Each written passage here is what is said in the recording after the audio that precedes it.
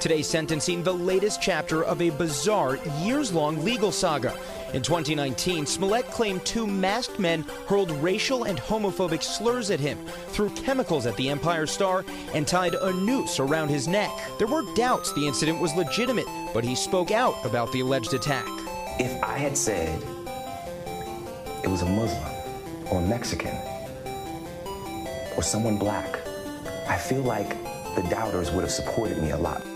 Soon after, Chicago police announced Smollett staged the whole thing with two associates. His associates, the Osundairo brothers, testified against the actor, saying Smollett paid them to attack him outside his Chicago home, his older brother and 92-year-old grandmother speaking directly to the judge. Jussie does not have malice or hatred toward anyone, and it is truly unfortunate that his reputation has received so many negative connotations.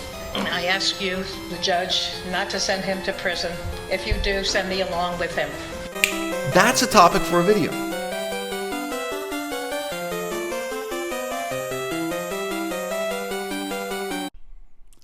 I know why the CIA gets a bad name. I know. I used to live in Laos. I used to live in Cambodia. Man, Laos used to look like a piece of Swiss cheese. The United States dropped more bombs on Laos, this tiny, poverty-stricken country, than they dropped on all of Japan and all of Germany in World War II combined. Okay, I know. And that war wasn't the U.S. Air Force, wasn't the Army, it was the good old CIA. I know why the CIA gets a bad reputation. But I see these things in the news, and I wonder, why don't you people ask yourself, what would the CIA do? Can't you take some spiritual and moral guidance in your life from the CIA? Jussie Smollett trying to fake I can't even describe it. Trying to stage manage a political hoax, let's put it that way, to make himself a more politically significant figure or more. CIA does that. CIA's done that in Latin America, Southeast Asia, done that all over the world, man. Sure, fake violence, real violence, they do. Why didn't you just stop and ask yourself, what would the CIA do? There was so much wrong with this plan. There was so much wrong with it at every stage that you look back and think, how could this possibly have gone right? My girlfriend and I have been watching a lot of videos again from DJ Vlad. Shout out to Vlad TV, YouTube channel here. And I hear about one crime after another, one murder after another, and this kind of thing. And there's just no way these people could have gotten away with it. Like, there are the specifics of the crime, but again, like, what do you think? Is it the influence of Christianity? Is it like, oh, this is what Jesus would do? Guess what? Jesus was found guilty. He went to trial and he was executed on a goddamn cross. Jesus is not the patron saint of getting away with murder, okay? He's about getting caught, standing trial, and doing your time. He did his time on a wooden stick, bro. It's not who you want to look up to in these situations. Like, there are the specifics of how they carry out the murder, yeah. But then on a broader cultural level, it's like, man, you know what? If you want to get away with murder, you want to involve like 20 or 30 people? Do you really want to have a gang of people involved and then have like social occasions where you hang out, drink beer out of long necks, like get high and boast about this murder, like expanding the number of direct and indirect witnesses and participants, like 30, 60, 90, like it keeps going up? Like, just stop and ask yourself, CIA kills people all the time. How does the CIA get away with murder? What would the CIA do? I'm just certain if you contrast the gang culture to the professional killer culture of the CIA, you don't even need to do a lot of research, guys. You don't need to read a lot of... Just ask yourself. You know what, people? I could even extend this to some things that are positive, right? You know what? If you're trying to make a positive difference in the world, if you're trying to do political activism, don't do some dumb shit standing on the sidewalk holding a sign. Is that how the CIA influences world politics? Is that how the CIA influences governments? Never thought of this before. I know. You know what? Do you think the U.S. government is ever there like, guys, how are we going to influence government policy in Nicaragua? Let's ask the CIA. And the CIA comes back to them like, well, we've got this plan. We're going to get some people to hold signs and walk back and forth on the sidewalk.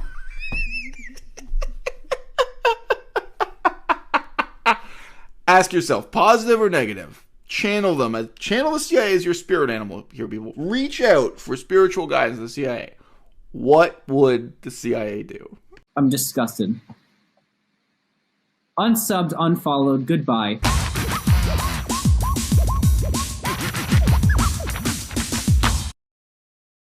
There's an 18-year-old black woman in Madison, Wisconsin, who was set on fire by white men. She was stopped at a stoplight, and she says that as she was waiting at that stoplight in Madison, Wisconsin, they sprayed her with lighter fluid and then lit her on fire.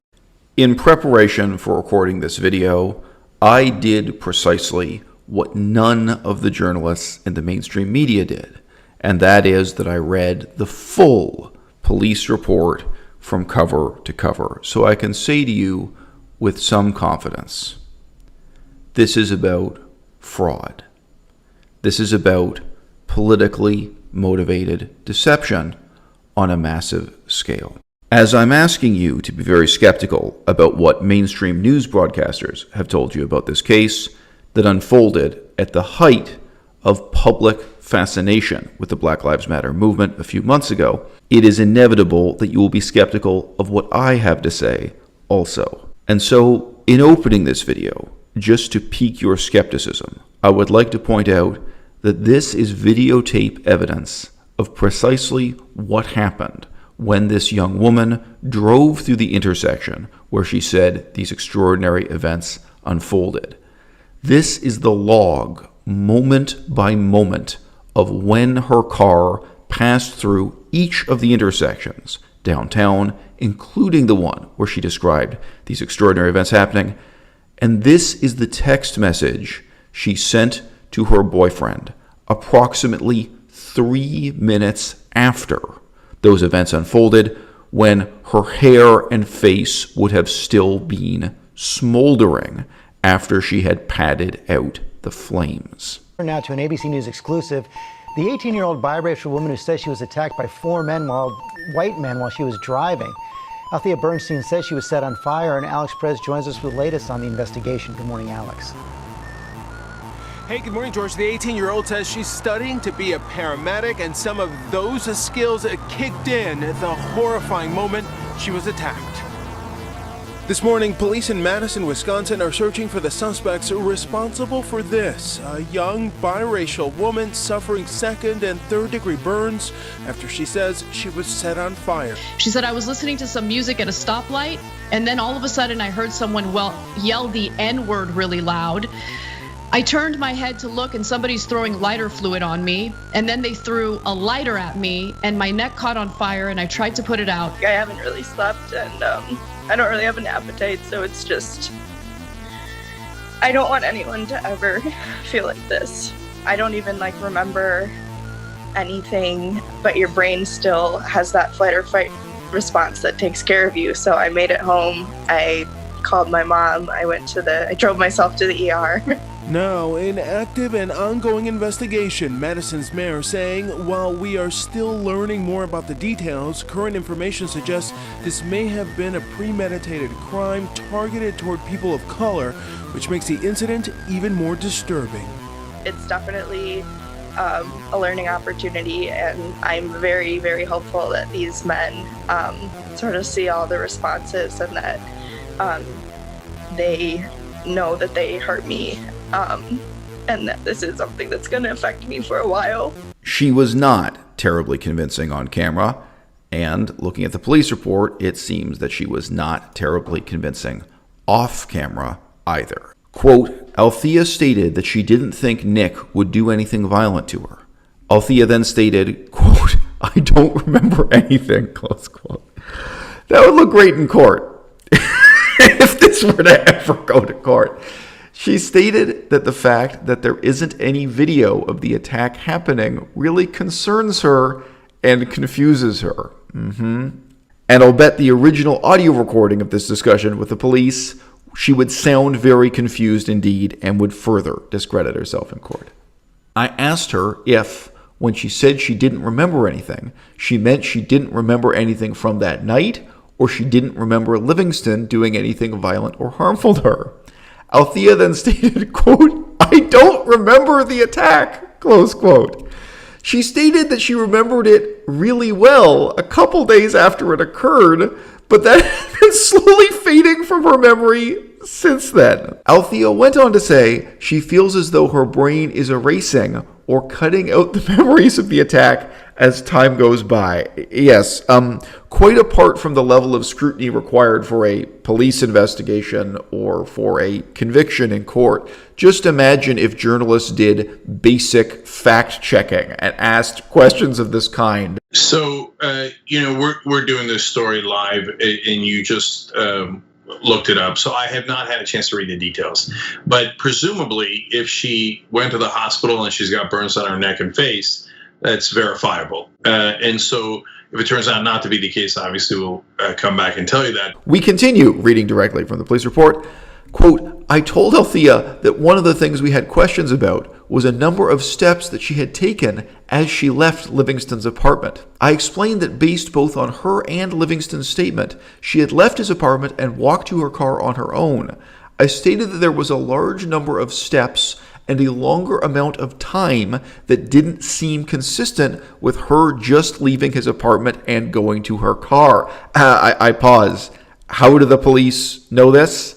Because all of these people are carrying cell phones and are constantly messaging one another, so you know their precise location and what they're doing almost at every moment of the day. Both she and Livingston believe this car was parked right outside, so there was one little gap in the schedule that couldn't be accounted for. Whereas if you look at how many moments passed when she drove through each intersection without ever stopping at a red light, without ever having her window down and listening to music, without any of the most basic assumptions of her fabricated story having been true, there wasn't any time there when she could have been attacked or could have received the burns. But there was some time when she was with her boyfriend when something could have happened.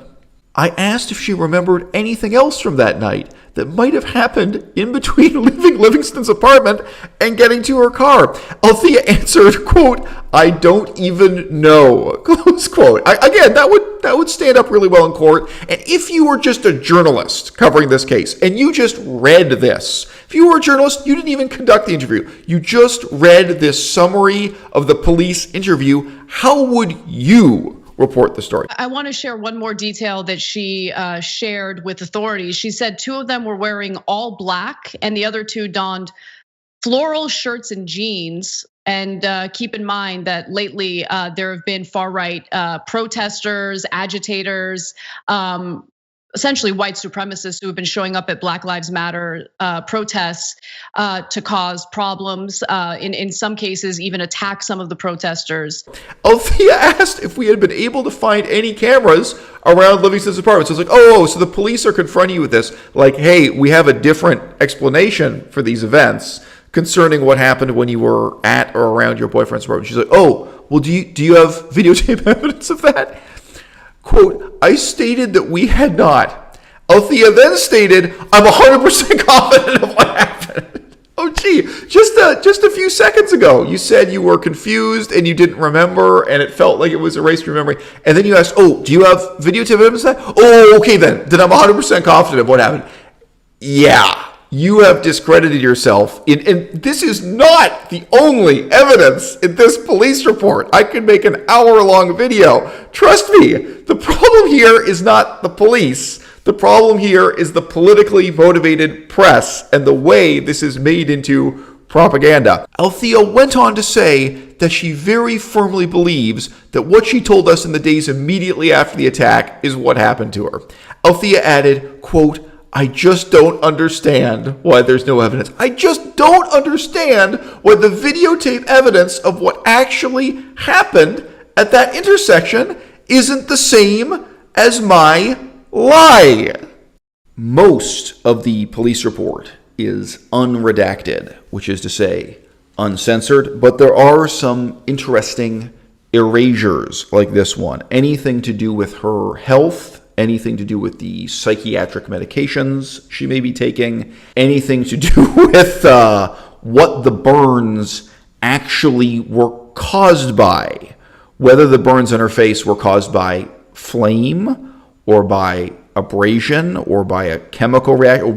That has been omitted, and naturally people are asking questions. So, although the physical examination of the human being involved in the story has been kept from public view, the examination of the car has not been. And yes, as you can imagine, there is telling physical evidence, including chemical testing, forensic laboratories, so on and so forth, that once again discredits her ridiculous, difficult to believe story.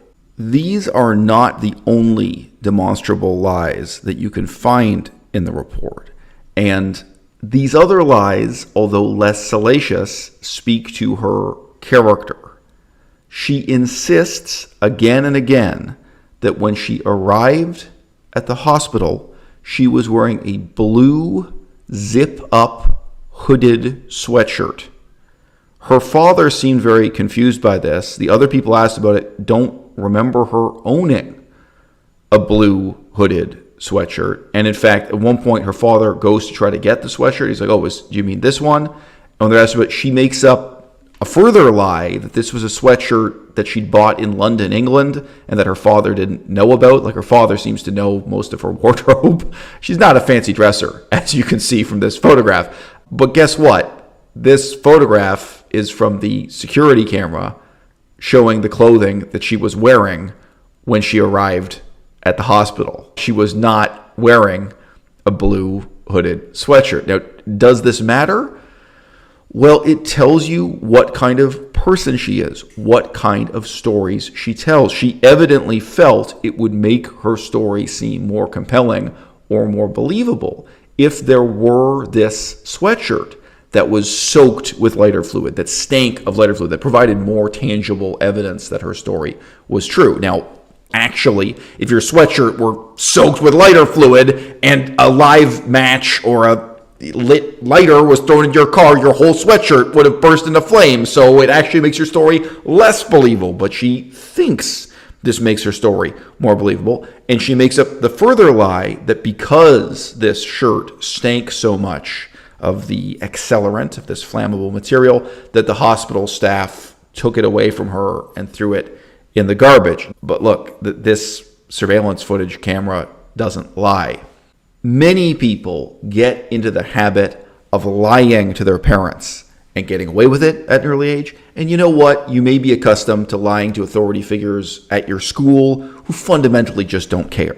Like, if you go into the principal's office and claim that you were sick when you weren't really sick, it's very likely the authority figures you dealt with in school fundamentally don't care about what's true or false. They've just got to get on with their schedule and deal with 40 other kids who have 40 other excuses for why their homework is late or why they couldn't write the exam or whatever it is. This seems to me somebody who has fundamentally become very comfortable with that childish habit of mind of making up stories and presuming she can get away with it. Thank you to the viewers who have sent it to me. We will look into it a little deeper and give you updates as we get them. It's easy to preach freedom of speech, and it's much more difficult to deal with problems of accountability. You might or might not have noticed the extent to which the reporters at TYT, the Young Turks, couched their words stating that they would follow up on this later after they'd investigated it more deeply because they weren't really entirely confident that this story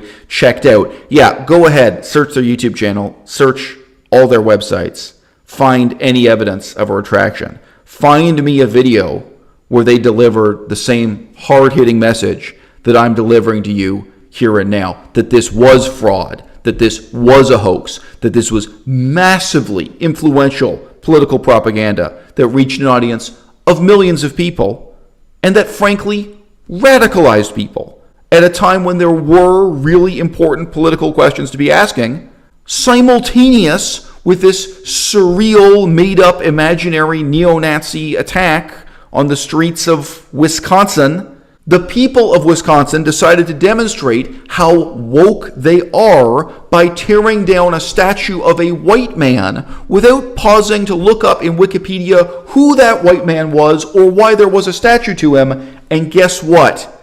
He was anti-slavery. He died fighting to liberate the slaves. He was somebody who was on the right side of history, but nevertheless, Black Lives Matter protesters tore down his statue just because he was white. In the year 2020, mistakes were made, and there were important lessons to be learned from those mistakes. The Young Turks are going to only prevent you from learning them. ABC News, tragically, is going to prevent you from learning them, because none of these mainstream news sources did that most simple, essential thing that I did. None of them read the police report.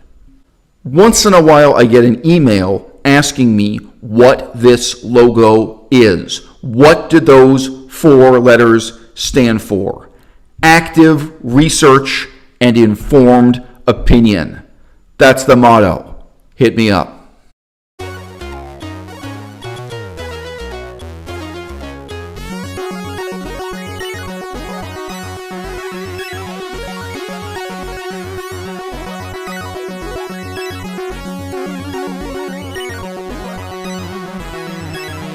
Maybe we can practice doing a puppet show together.